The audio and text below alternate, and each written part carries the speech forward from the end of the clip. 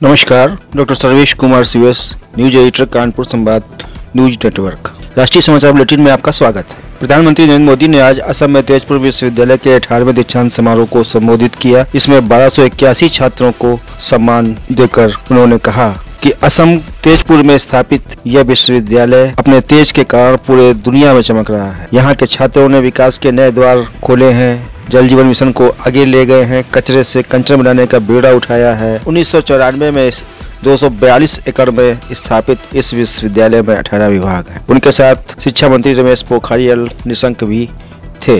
किसान संगठनों और सरकार के बीच आज 11वें दौर की बैठक भी बेनतीजा समाप्त हो गई। कृषि मंत्री नरेंद्र सिंह तोमर ने कहा कि हमने जो प्रस्ताव दिया है वह आपके हित के लिए है, इससे बेहतर हम कुछ नहीं कर सकते, जिसे किसान संगठनों ने मानने से इनकार कर दिया। यह बैठक बमुश्किल 15-20 मिनट ही चली। गणतंत्र दिवस पर प्रस्तावित किसान संगठनों की रैली को लेकर अनेक किसान संगठनों ने कहा कि हम 2 दिन पहले 24 तारीख को इस पर प्रस्ताव बनाकर देंगे। किसान संगठनों ने कहा कि सरकार की नीयत पर खोट है, तभी वह MSP पर भी कमेटी बनाने की बात कर रही है। किसान तीनों कृषि कानूनों को रद्द कराने की मांग पर अड़े हुए हैं। दिल्ली की सीमाओं पर किसानों को लंगर डाले अब 2 माह होने जा रहे हैं। इसके बावजूद न किसानों की संख्या कम हो रही है और न जोश। ये बीते 40-45 सालों का सबसे बड़ा ऐतिहासिक आंदोलन है। किसानों का कहना है कि कम से कम 1 लाख ट्रैक्टर रिंग रोड पर गणतंत्र दिवस की परेड के दिन रैली करेंगे।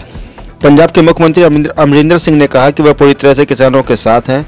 उन्होंने एक बड़ा ऐलान करते हुए कहा कि 2 माह से किसान आंदोलन कर रहे हैं, जिसमें अब तक 76 किसान शहीद हो चुके हैं। उन्होंने कहा कि प्रत्येक शहीद किसान के एक पारिवारिक सदस्य को सरकारी नौकरी तथा प्रत्येक मृतक किसान को शहीद मानते हुए उसे 5 लाख का मुआवजा पंजाब सरकार द्वारा प्रदान किया जाएगा। गणतंत्र दिवस की परेड के लिए उत्तर प्रदेश सरकार ने अयोध्या के राम मंदिर की थीम पर विशेष झांकी तैयार की है, जिसे अंतिम रूप दिया जा रहा है। राजपथ पर विभिन्न राज्यों की झांकियों के साथ यह झांकी भी दिखाई जाएगी। पाकिस्तान को चीन ने कोरोना वैक्सीन देने की हामी भर दी है। भारत ने पाक को अपनी वैक्सीन देने से साफ मना कर दिया था। अब पाकिस्तानी चीनी वैक्सीन लगवाएंगे।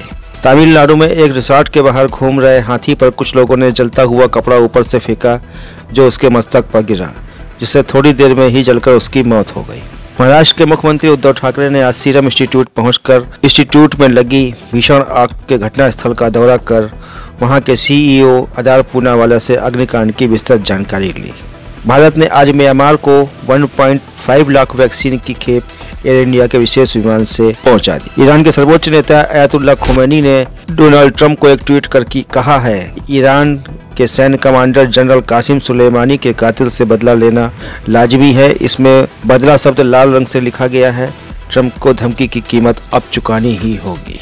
RJD प्रमुख लालू प्रसाद यादव को आज तबीयत बिगड़ने के कारण रांची के मेडिकल इंस्टीट्यूट में प्राइवेट वार्ड में भर्ती कराया गया।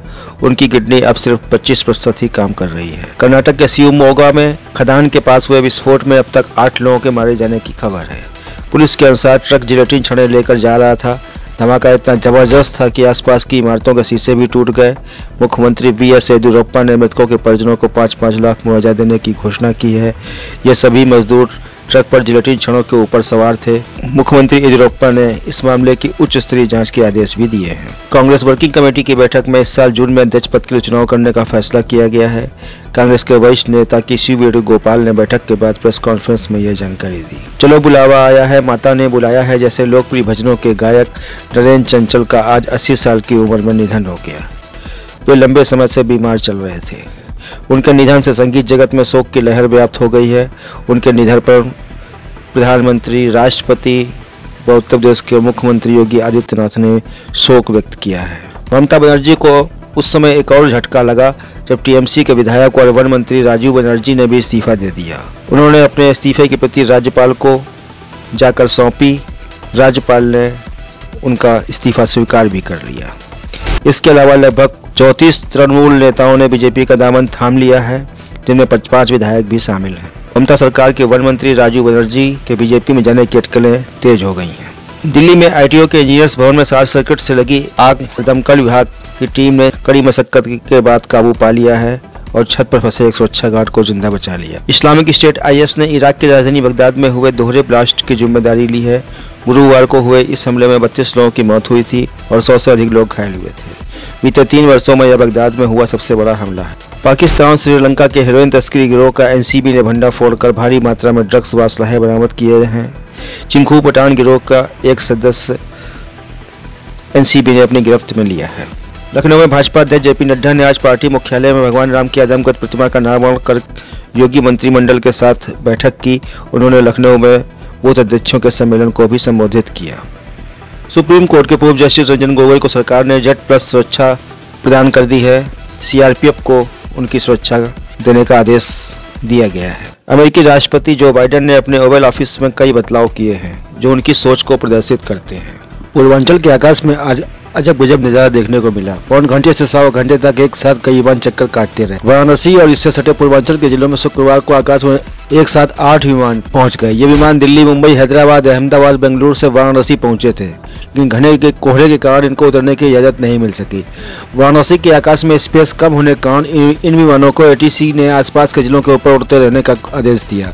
किसी विमान को मिर्जापुर तो किसी को सोनभद्र, जौनपुर और गाजीपुर और चंदौली की ओर भेजा गया। इस दौरान एक विमान में फ्यूल कम होने लगा तो उसे कोलकाता में उतरने के लिए भेज दिया गया। 11:30 के आसपास विमान पहुंचना शुरू हुए, लेकिन उतरने की इजाजत दोपहर 12:15 बजे के बाद ही मिल सकी। वाराणसी के लाल बहादुर शास्त्री अंतर्राष्ट्रीय हवाई अड्डे पर कई दिनों बाद शुक्रवार को सुबह घना कोहरा छाया रहा, जिसके चलते विमानों को नीचे उतरने के आदेश नहीं दिए गए। कोहरा छटने पर सबसे पहले बेंगलुरु से पहुंचे इंडिगो के विमान को 12:15 पर उतारा गया। इसके बाद करीब 53 मिनट में चक्कर काट रहे गो एयर के विमान को 12:18 बजे उतारा गया। हैदराबाद से आए इंडिगो के विमान को 12:22 बजे उतारा गया। दिल्ली से पहुंचे इंडिगो के विमान को 12:31 बजे उतारा गया। मुंबई से आए एयर इंडिया के विमान को 12:34 बजे उतारा गया। दिल्ली से ही पहुंचे एयर इंडिया के विमान को 12:37 पर उतारा गया। मुंबई से पहुंचे विस्तारा एयरलाइंस के विमान को 12:40 बजे लैंड कराया गया। वहीं फ्यूल कम होने के कारण कोलकाता भेज दिए गए विमान ने 2 घंटे 45 मिनट की देरी से 3:45 बजे लैंड किया। भाजपा अध्यक्ष जेपी नड्डा ने सांसद और विधायकों को आज लखनऊ में सख्त संदेश दिया कि यूपी पंचायत चुनाव में रिश्तेदारों को न बनवाया प्रत्याशी। पार्टी पूरी मजबूती से पंचायत चुनाव लड़ेगी। विधायक सांसद अपने प्रत्याशियों को चुनाव में न उतारें। जो भी पार्टी प्रत्याशी हो उसे ही जी जान से समर्थन करें। वहीं उन्होंने निचले स्तर पर वोट मैनेजमेंट के लिए पन्ना समिति की अवधारणा दी और उसके गठन के निर्देश दिए। उन्होंने कहा कि कार्यकर्ता सर्वोपरि है। विधायक सांसद उनका पूरा ध्यान रखें। अगर उन्हें अपना क्षेत्र में प्रतिनिधि बनाना है तो किसी कार्यकर्ता को बनाएं। अपने किसी रिश्तेदार करीबी को प्रतिनिधि करते ही न बनाया जाए। आज के राष्ट्रीय समाचार बुलेटिन में बस इतना ही। नमस्कार, शुभ रात्रि।